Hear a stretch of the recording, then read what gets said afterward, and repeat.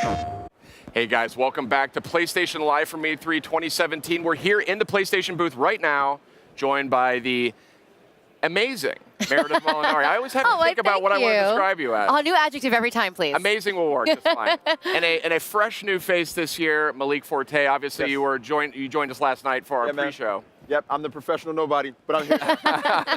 Yep. You're going to be seeing a lot of us here over the next 3 days. We've got 15 plus hours of live game demos. We've got interviews with top developers, roundtables. There's a lot of top folks coming on this show, a lot of news and a lot of new footage breaking here. So keep your YouTubes and your Twitter or your Twitch and all that planted right here. And definitely watch on live.playstation.com. There's a lot of rewards and stuff you can earn just by watching. So hey, why not?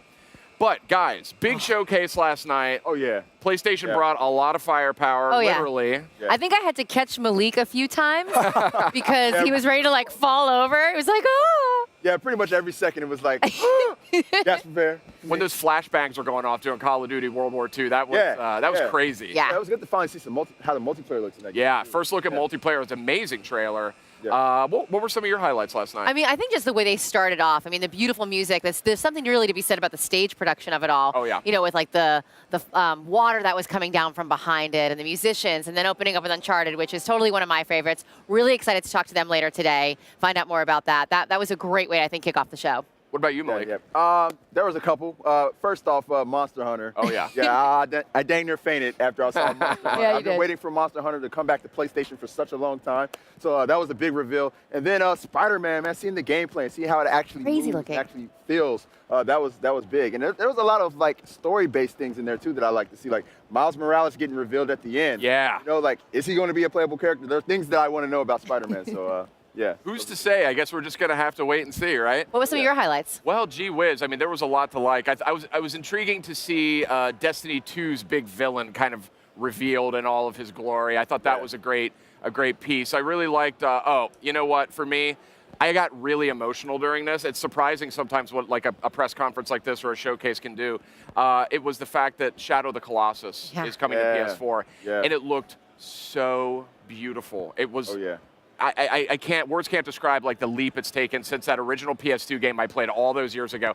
But just the music, the way that they built it up, I instantly could tell when they had that bridge in the water coming out. And I was like, does nobody else see what this is? Right. Because everyone was just like deathly quiet. And I was like, I wanted to just be like, woo! Well, we were watching backstage, and I was like following on Twitter, and people were like crying over that. They were like, finally! I could feel the feels. Like I could feel my eyes begin to like well up a little bit. I'm not normally like that, but it's good because a whole generation of gamers didn't get to experience that game. So yeah. they're going to try it, and they're going to get to do it on the PlayStation 4. So that's awesome.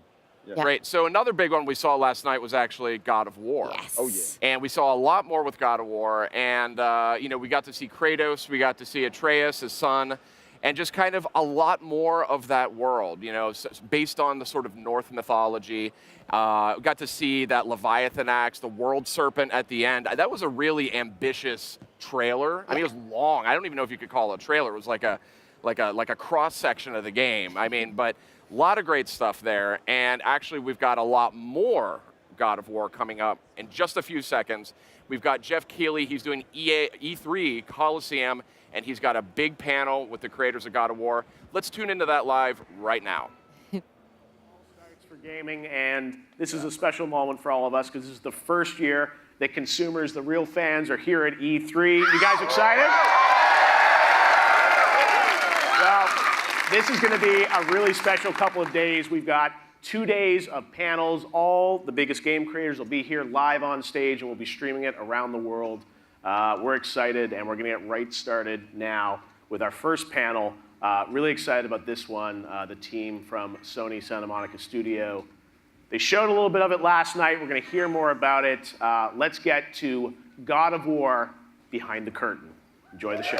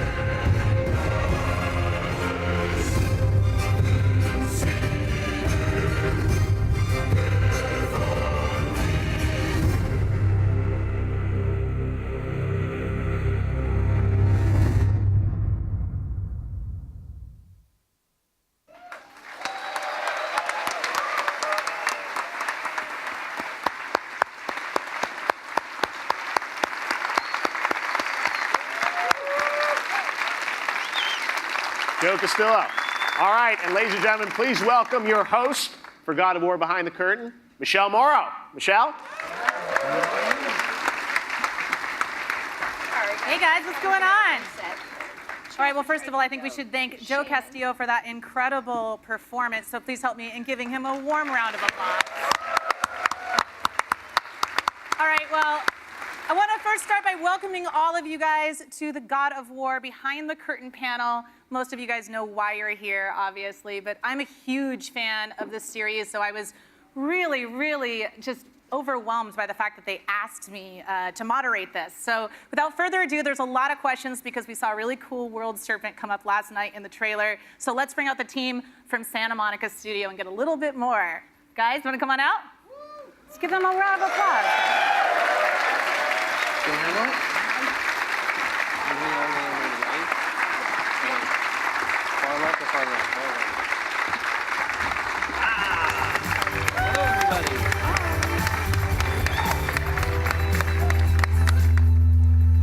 A lot of you guys know who these guys are, but I'm going to let them go down and introduce themselves. Hi, I'm Shannon Studstill. I was one of the original founders of Santa Monica Studio back in 2000, and I spent many years with the studio, and now I'm heading up the crew and head of studio. Hey everyone, That's you. Shannon. I'm Jeet Shroff. I'm the gameplay engineering lead on the project. I primarily work with the gameplay, animation, design, and tech teams in realizing sort of the vision of that crazy man over there, as well as sort of bringing the gameplay and narrative experiences to life in the game.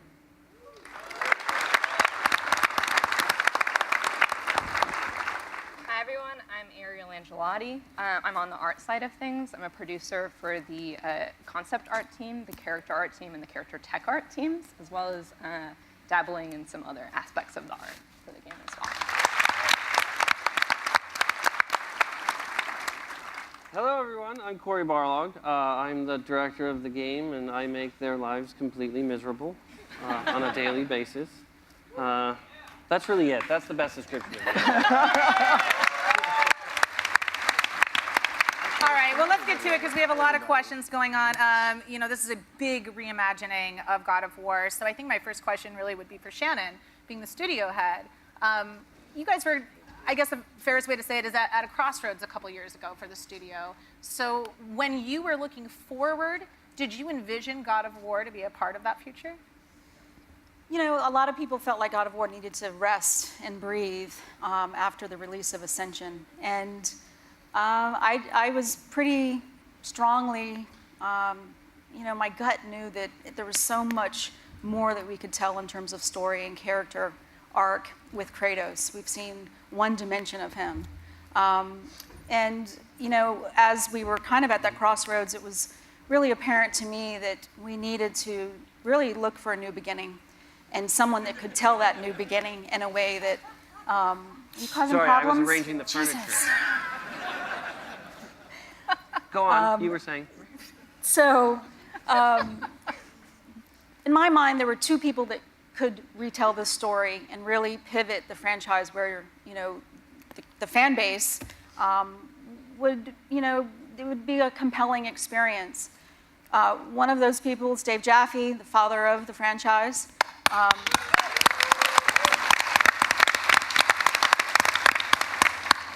He was pretty busy at the time, so the second person that immediately came to mind, and I was still in contact with Corey. For me, as a producer at heart, even though I'm studio head, I still love the production process.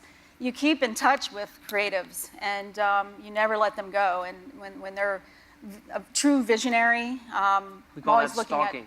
at. Yes. That was before you got married. So good conversation. Not at all. I was like buried with two kids. So we had a good lunch, and I saw the new Corey because we hadn't seen each other for a while, and he had been around the world working with different creatives, and he really resonated with me. I walked away from that lunch feeling sort of, and that you feel it. You just walk away going, this is going to work. This is going to happen. Especially with somebody who's been a part of the franchise since the very beginning, right? So like for you, Corey, did you know what you wanted to do when you're coming back? I know you've talked a lot about fatherhood and the inspiration of that, but when you were first, consulted, did that immediately come to mind, this new direction? I think the first thing that came to mind is I knew that if I wanted to jump into something that was probably going to be like 5 years of my life, it had to mean something.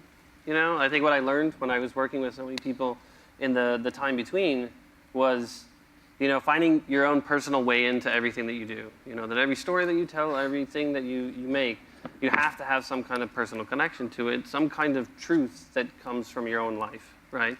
So I don't think it was the first thought, but it definitely was, as I started circling around ideas, the one that kept resonating more and more, that actually felt like it's something that had a little weight to it.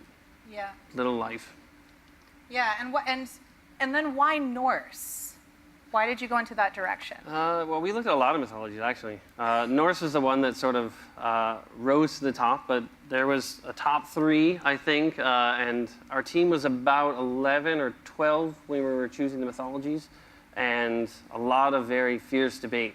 There was camps on either side of this, and I ended up just making the final decision, kind of looking out to where I wanted to see the franchise go many games into the future and kind of how we were going to grow it. And I realized, I think the best place to start is Norse, that it had such an incredibly rich mythology, and it was so vastly different, I think, than what we had done before. And I think I've heard you talk before about how it's just kind of in the areas, right? Like each kind of area within had their own religions and whatnot. So Greek was part of it, so he just took a boat over to Norway or something. I mean, mythologies are sort of creation stories of each culture, right? And cultures are essentially separated by geography, right? So there are creation stories that they date back. So there are mythologies happening around the world at all times throughout history, all the way back. So we are sort of positing this concept that at all times there are various gods walking the earth in each of these different mythologies. So we get to the Norse mythology. We get to an older Kratos with a son. Shannon, did this worry you at all? Because Kratos is kind of known as like our beloved, committed to anger, maniacal anger bot. So how did you react to that? I love that description. Anger box. A child abuse fear or something along those lines. Yeah. I think production is, there's risks everywhere. And, my time with the team has always been asking questions, poking at issues that I think could be controversial or maybe not taken well, but trust. I've got to trust in the team and know that if they, or Corey as an individual visionary, if he feels really strongly about something, he's going to be able to push that. If it doesn't really work for the franchise, he's going to listen to his team. And even though there's tons of passion, there's a lot of very strong individuals on the team, he has to be able to be steadfast in that. Yeah. And if it doesn't necessarily kind of work itself at the team level, I know that it's going to find its way in playtests. Playtests are so deep into the fabric of the way that we build games. We listen to the players, right? So that's the last stop that I think everyone relies on, and certainly Corey. Yeah, they end a lot of arguments. Yeah, it's true. How about for Jeet and Ariel, being a part of the team, how did you guys approach this, and how did you feel about the new direction? I think for me and for the team, sort of going in this new reimagining of Kratos and the world, to some degree, it's very bold, very challenging, and honestly, a little bit terrifying in the sense that, when you're going from a sequel, you've got your foundation sorted, you've got your mechanics sorted, and you're building on something solid, right? You're going from something tried and tested and moving on to the next step. When you're going for new IP, you've got sort of a clean slate to some degree, right? Imagine whatever you want.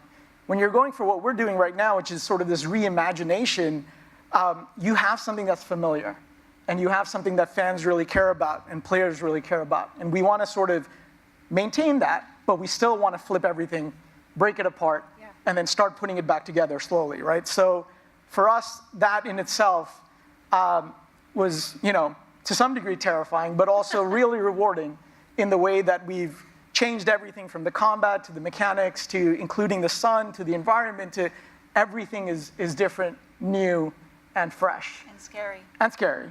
But I think, it is a little bit, the way I look at it is, it is for us to be able to carve out sort of our own little space in the action-adventure, close combat, melee genre, and define something that includes exploration, includes progression, includes sort of the sun and companionship, and really give players something different.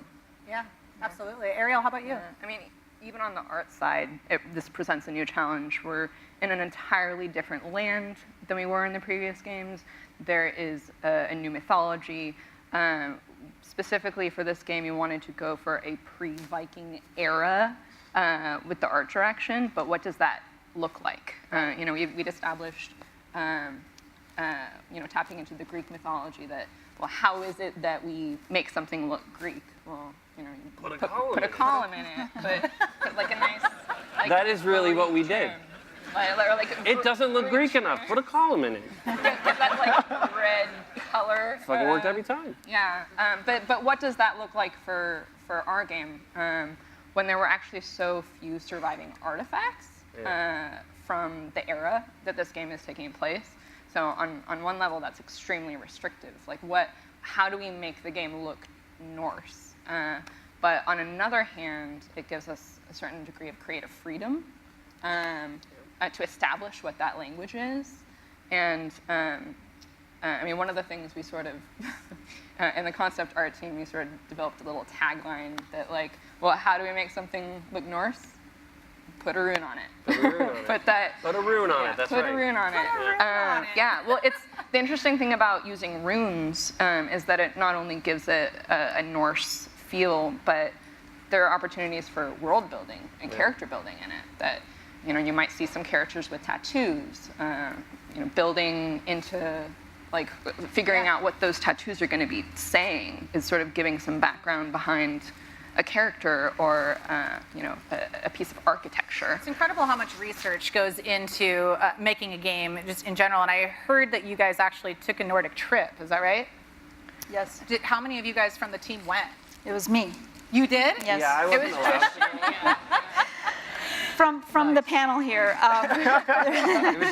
It was awesome. I spent about a month there. No. We had about 6 of us. Environment artists, rendering engineers. We really wanted to do a cross-discipline look at, and it's just a beautiful landscape there and so diverse. It was amazing how much we were able to pull from in terms of the landscape visuals. Every almost half a mile, you're seeing something completely different. So we had a lot of reference material that we were able to bring back. And we were looking at the architecture of some of the older construction there and the boats and so forth. Because a lot of that history is still something that they celebrate. So it was a fun trip. And to be able to get it right, to be able to come back and say this is what it would look like, and you guys reimagine it in your world. I am no art director, but I still walk the floor and say, hey, this looks like an area that we saw in Iceland, and I'll pull out the pictures, and John Palamarchek looks at them and say, okay, I'm going to start to introduce some of this stuff into the levels that he's working on. Yeah. Well, that really works into a lot of the critical decisions that you guys have to make as a studio in general. One of those critical decisions I think that I want to ask about is, Corey, did you ever in this process consider having a different protagonist other than Kratos? Because I know it was something that was talked about a lot online, but Kratos is who we all love. Did you ever consider it? I tried to consider everything, but I think I kind of always came back to the concept that, to me, Kratos is fairly intrinsically God of War, but even more so, there's still a story there. I think when I was, again, perhaps uncreatively connecting things back to my own life, I realized that when I made the first and second game, I was a very different person than I am today. I'm a bigger asshole today than I was then. Growth, people. It's fantastic. It's brilliant. So I kind of was looking at the first 8 games of God of War, because I never want to forget the mobile game in that 8, and realized that, you know, the Greek era is kind of this fantastically long introduction to a character, this sort of origin story for somebody that has a place to go. I mean, to me, the most interesting stories like in Iron Man 1, right? To me, fantastic movie, because you get to see sort of Tony Stark, billionaire playboy, selling weapons, and really not connecting or caring about any of that stuff, and going through the process that he goes, the growth, the arc that he goes through to become what he becomes at the end of that. Spoilers, if anybody doesn't know that he's Iron Man. But watch the movie, come on. So I think, to me, that's very interesting, and then to be able to take a character like Kratos back from where he was, right? He's in a fucking dark place, man, really dark. But I think that's what's so interesting. I think all of us go through a lot of ups and downs in our lives, right? That nobody's life is just that. It's boring, right? Nobody goes through that. It's all over the place, and I think to be able to take somebody from the extreme to another extreme, I think is, to me, why I consume content. You know, that's drama. That's exciting. So I think that challenge almost immediately when I kind of realized that, like, this is the challenge I want to take on, right? Yeah. And stay with Kratos, and you know, and add in a sidekick, which it looks like we can control at some points. I'm not exactly sure. It's interesting. It's not like a direct control in the sense you're going to be ordering him around to do things. He kind of is this fantastically sort of autonomous partner who we have dedicated a specific button to, so that you are like a father sort of teaching him, commanding him to do things, but he, like an individual, will do some of the things on his own as well. So that's kind of the interesting dynamics of sort of parenting as well as kind of dealing with another character in the game. But I know a lot of people are concerned, thinking that he will be a burden. I even heard it on some of the reaction videos last night, because I love those things. And when the son jumps off of one of the enemies and fires the bow, one of the guys said, "Oh, good, so he's not going to be a burden." And I was like, success. That was what the trailer was supposed to do. He is absolutely not going to be a burden. He is 100% an accompaniment to Kratos. And you know, when you have a character who doesn't talk that much, you have a character who lives a lot of an internal life, you need somebody who is going to speak a little bit more to allow the conversation to continue flowing, right? Yeah. So that it doesn't just become fairly one-sided rage. So I think it's fantastic. Jeet, what was it like for you to be able to deal with the son? I mean, the son, to Corey's point as well, is so paramount to the story, and sort of this bond between father and son as being a core pillar of the game. When we took on that challenge, I think we didn't want it to just be limited to the narrative, right? We wanted to bleed that sort of dynamics and that combination, or that bond, all the way into every aspect of gameplay as well. So, you know, be it puzzles, be it combat, obviously. And I mean, our game we're so mechanics heavy that, like, every day there's a fight about, like, hey, where should I put this? You know, which button can I map this to? We're constantly fighting about buttons. And the fact that we've dedicated a button to the sun is a sort of testament and commitment to, you know, what we want the sun to be in this game. It's the share button. And so, yeah, I mean, I think taking that challenge on was tricky. I mean, I think even a while, right in early development, we had a lot of our sister studios sort of, you know, come down, give us some feedback, sort of to some degree caution us about the challenge that we were about to take on. And I mean, you know, there's so many instances of the son, you know, getting stuck behind something, or not following him, or, you know, following the player correctly, and you know, over time, it's just getting better and better and better. And we've seen him sort of grow along with our development, along with all of us in these last couple of years as we've been working on it. And you know, just recently we had, I don't know, maybe a month or two ago, we had a situation in the game where he was separated by a gate between, you know, the player on one side and the son on the other side. And everybody was like, yeah, okay, you know, he's just gonna get stuck now. And someone had added a feature where he found a little hole through the gate, crawled through that space, came out on the other side, turned and faced the player and was like, what, Dad? Look, I made it through, you know? And just watching that for us, while it's pretty insignificant from a player perspective as you watch it, I mean, that was like, oh my God, you know, like our little boy, he's growing up. Like, he's making it, you know? And so, all in all, what that does, at least, I think, is really like double down on this idea of the journey and the adventure, you know, of father and son through everything, through combat, narrative, mechanics.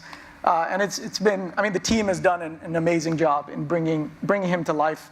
And you know, it's gonna be great. Well, I'm excited to learn more about him, like who his mom is and all that kind of stuff. But I think one of the most, he's like, no, I'm not telling you. It's fine if I didn't ask, I'd be in trouble. But when you play the game, you will find out. Yeah. But I think since we're on the subject of him, we were talking about it backstage a little bit. Do you guys want to talk about his hair? Oh, yeah. That was fantastic. All right. So, for a long time, we didn't have our hair technology, right? So the son was bald. And he looked just like Kratos. And at first we were like, whatever, let's just put it in. He didn't look like Kratos. He looked like he was sick. He looked like he was sick. And you say you're not an art director, but you're art directing right now.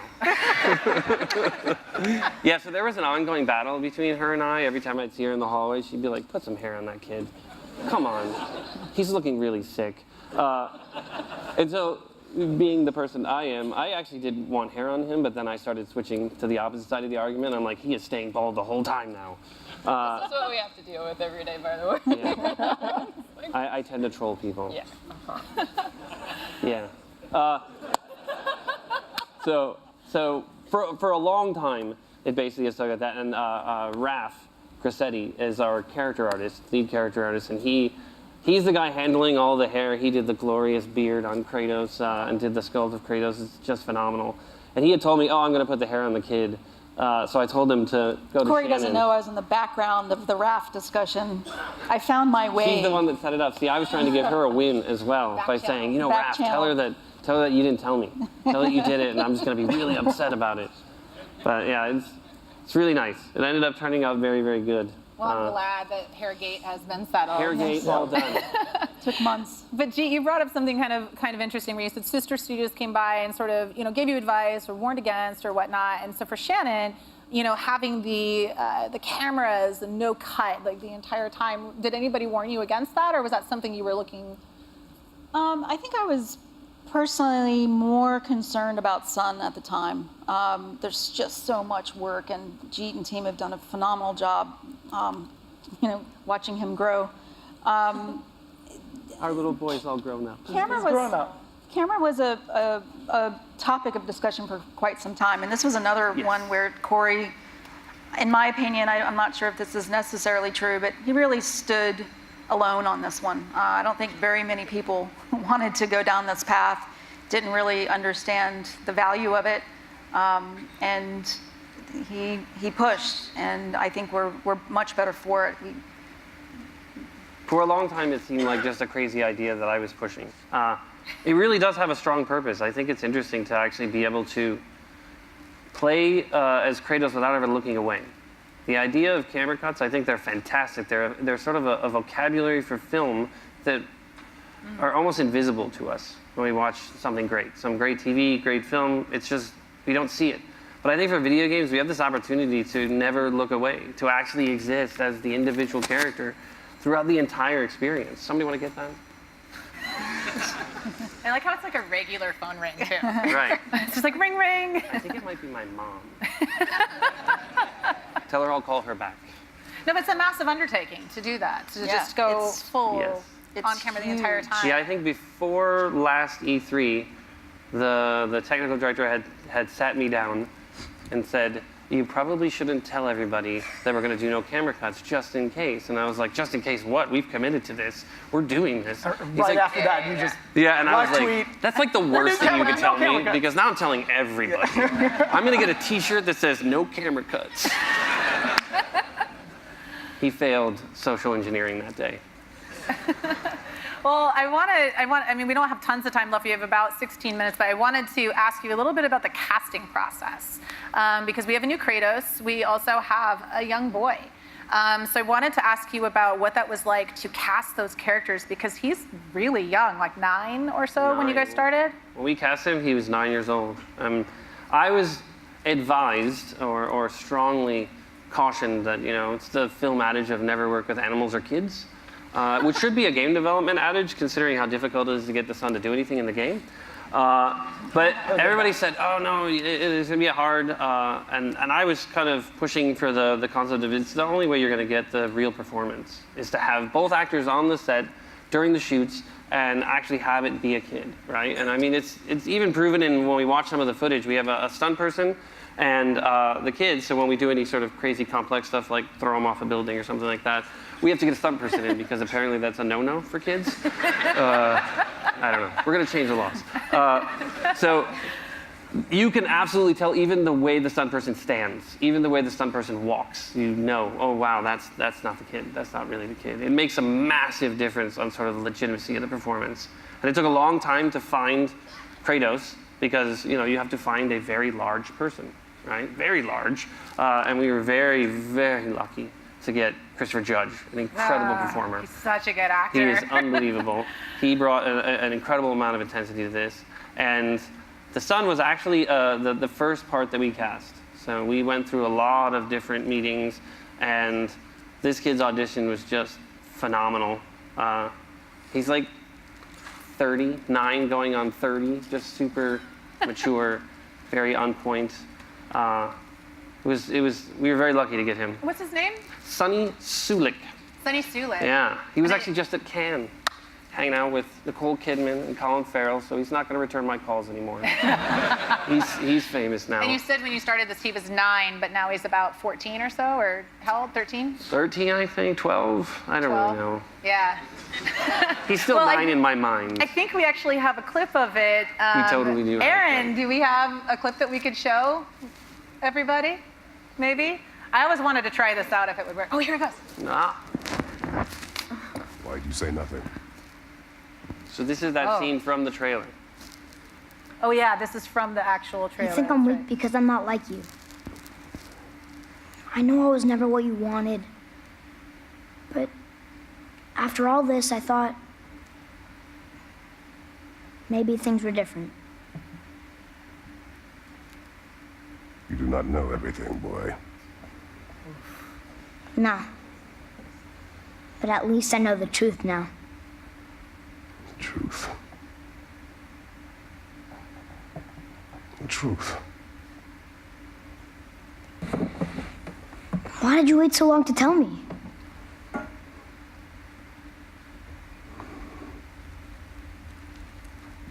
I had hoped to spare you. You are welcome to surprise me. Cut. Clear. Oh, he is. He could fit in your pocket.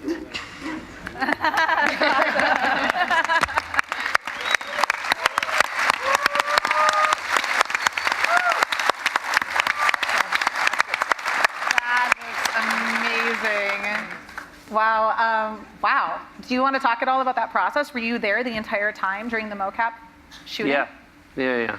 So that's an amazing process. There's so much preparation that goes into it, from the cinematics team, shooting animatics, kind of getting everything dialed in. I mean, I was very, very fortunate to have a really incredible crew, so that every time when we went in for shoot days, it was running like clockwork, like absolutely no issues. And we're doing, single shots that sometimes are 4 minutes long.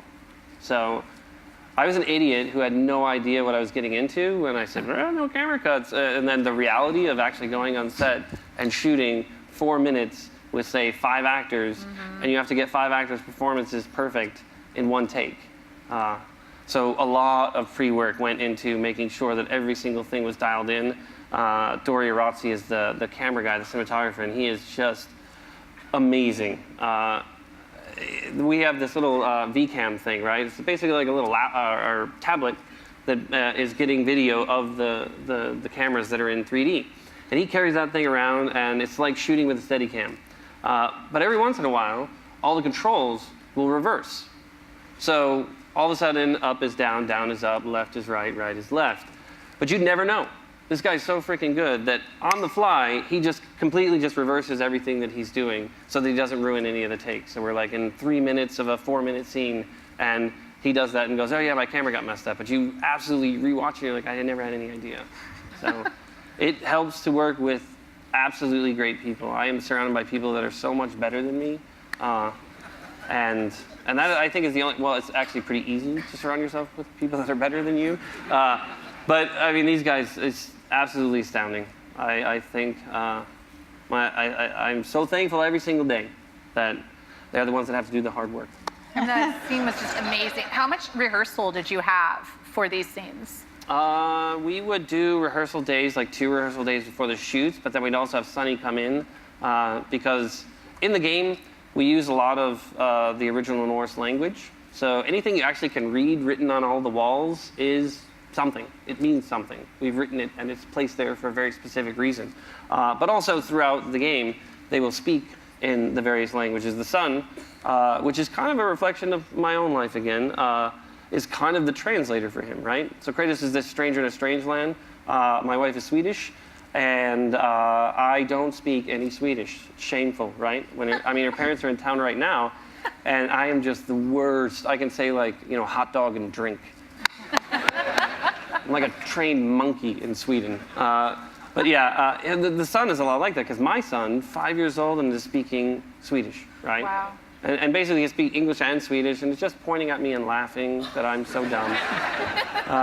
But it's that same dynamic of, like, Kratos can't understand anything these people are saying, but the son is always able to kind of give that conduit. The son, kind of like the player, is the conduit in. So it's really cool. Well, you guys, I mean, there's a lot of new people on this project, too. You've got Sunny, you've got new Kratos, you've also got Christopher, and you also have a new composer as well, right? Yes. Yeah. Talk about working with great people. Bear McCreary, I don't know if anybody's familiar with his work. Yes, there's time for that one. Little show called The Walking Dead. Little show. Battlestar Galactica, I don't know. My kid is actually named after a character from Battlestar Galactica. Really? So, yeah, Hilo. That's awesome. Our favorite character while she was pregnant, that was our favorite character on the show, so ended up doing that, and everybody's completely confused by the name when we tell it. But yeah, I didn't think we were going to get him. Like, they had suggested it, and then we had a meeting, and I was just like a ball of nervous energy, just trying to pitch the project and make it seem exciting, and he was like, you know, matching me for nervous enthusiasm. He was just so excited and so, like, on point with everything that we were talking about. And ever since we committed, and we committed with a high five. That's how we did it. It was the nerdiest moment of my life. I was just like, we're walking around the studio, and I'm like, I finally couldn't take it. I was like, so what's up? Are we gonna do this or what? Which is super subtle, right? And he's like, yeah, man, I want to do this. I was like, right as I did it, I was like, what the hell are you doing? Why are you high-fiving this man? And right away, without hesitation, he high-fived me back, so I was like, all right, we're both dorks, it's fine. Oh, wow. Shannon, for you as the studio head, having all these new people, new experiences, and trusting Corey and all of this, I mean, as far as personal growth with the studio, how do you feel about how everything is right now? You know, right now, very, very pleased. It's been tough. It's been tough the last, few years, pivoting this franchise, we actually moved into a new facility. We had to grow this team like I've never seen before. The recruiting process on this has been a monster. And it's never easy balancing all these personalities and all this talent. Everybody has a very clear goal for how good they want this game, and we bump in together every once in a while. Sure. But it's all for the good of the ultimate goal of greatness and quality, and it's at a point now where I think we can all see it, and I think that's one of the things that really happened to our benefit early on is Corey was able to really get not only the team behind the story and the pivot that he would be making with Kratos, but the whole organization, PlayStation. Yeah. We had multiple meetings where he got up and pitched the game, and there was no questions. A lot of times you spend this kind of money, you get executives a little more inquisitive on why you're making certain decisions and so forth, and he was really able to nail it. So that gave us a lot of foundation, a lot of freedom, which PlayStation's so good about. allowing us to breathe through this very challenging time. Yeah. So we're in a good position right now. We just got to close the game out, and all the hard work's on the team. I know. Do you guys have any final thoughts? Because I do have like 2 Facebook questions or so, and I would like to get to those, but I'd like to have, if you guys have any final thoughts on the game. I think we as a studio have something built into our DNA, our culture, that just inevitably we find ourselves making like really terrifying decisions and going off in really terrifying directions. I mean, just talking about the sun and how like the technical challenges that are entailed in making that decision. Yeah. Going in a brand new direction with a new mythology. It's a right decision, but it's terrifying. And I mean, as a producer, I find myself sometimes terrified at the decisions that we're making. But what a big decision. Yeah, of course. But I think it's a credit to the team, just talented artists, programmers, everyone pulling in a direction of greatness that I just want to give a shout out to everyone on the team and their hard work and dedication.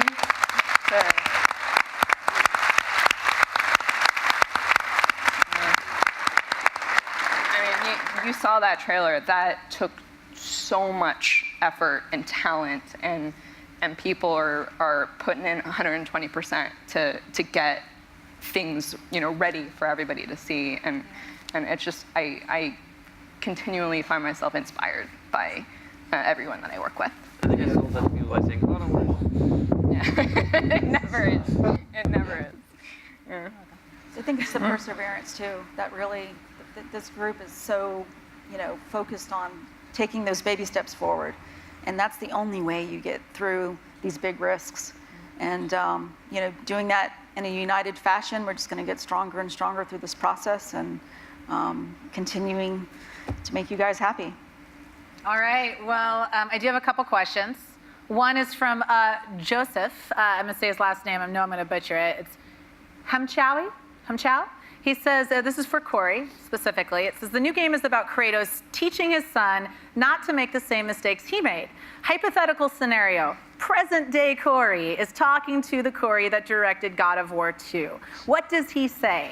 Also, second question, how has the process different making the game than making God of War 2 for you personally?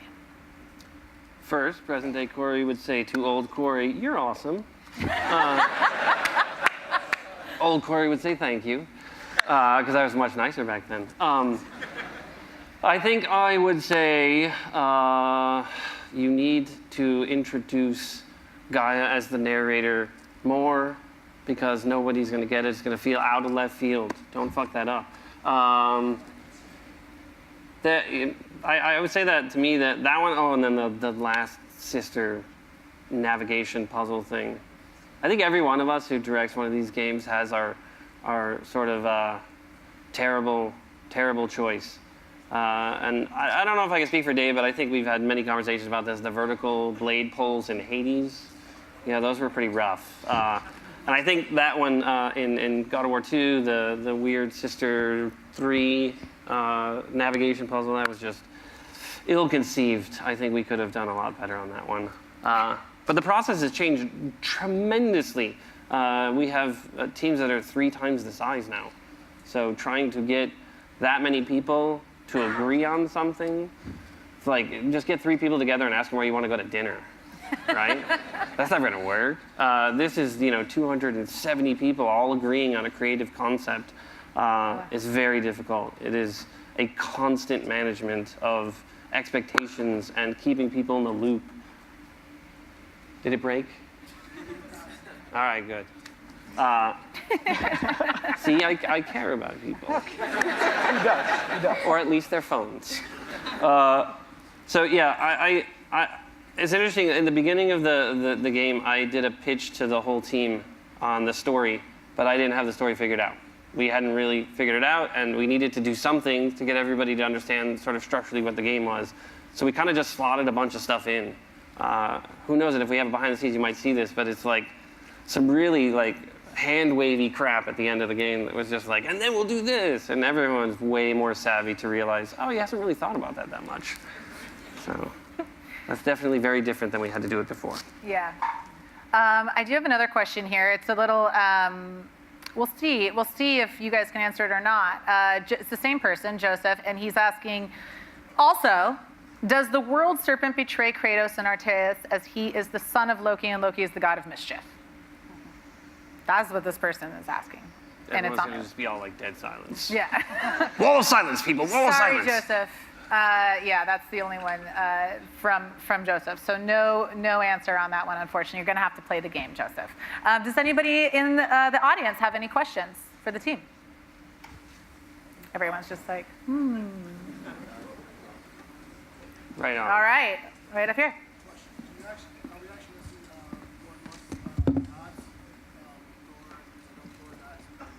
Something shows up. Oh shit! Thanks.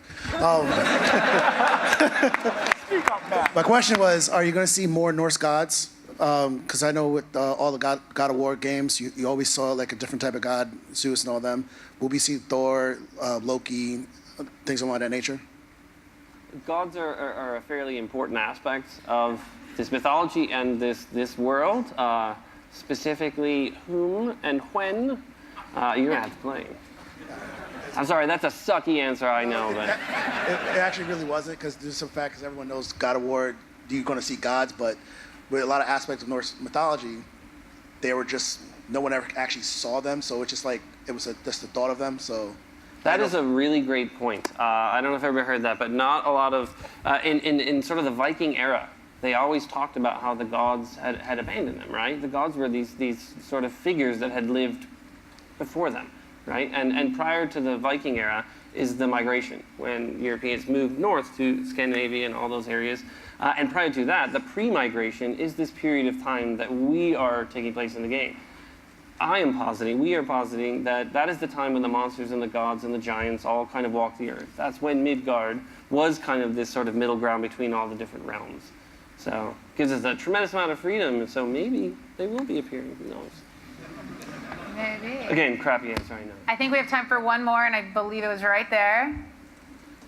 So what I'd like to know is, what was it like when you were thinking about the new weapon, going from the blades of chaos to the axe of destruction? Calling it the axe of destruction, I don't care. I'm sorry. What was that? Did you call it the axe of suction? No, the axe of destruction. Oh. Yeah. Axe of destruction is much better than axe of suction.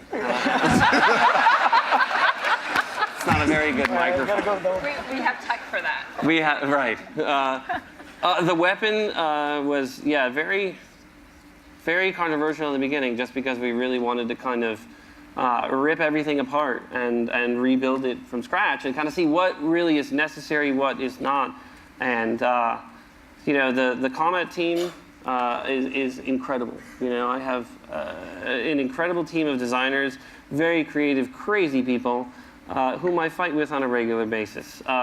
And the sort of genesis of this was years in the making. I mean, this was definitely not flip a switch and it was all good.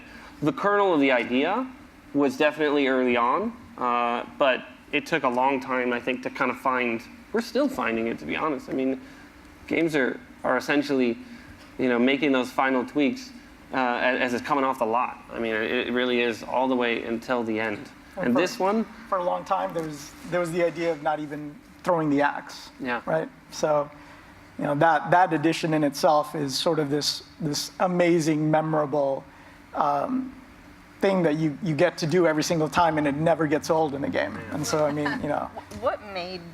What forced the decision to throw the axe? Like, what was the impetus for making that Vincent decision? Napoli. Yeah, he had this cool idea, and he had talked about it for a little bit, and I think he really just needed to put it in the game. Put it in the game and did it, and I think everybody was like, oh, this is really cool. This is the beginning of something. Him and George Moll is the programmer.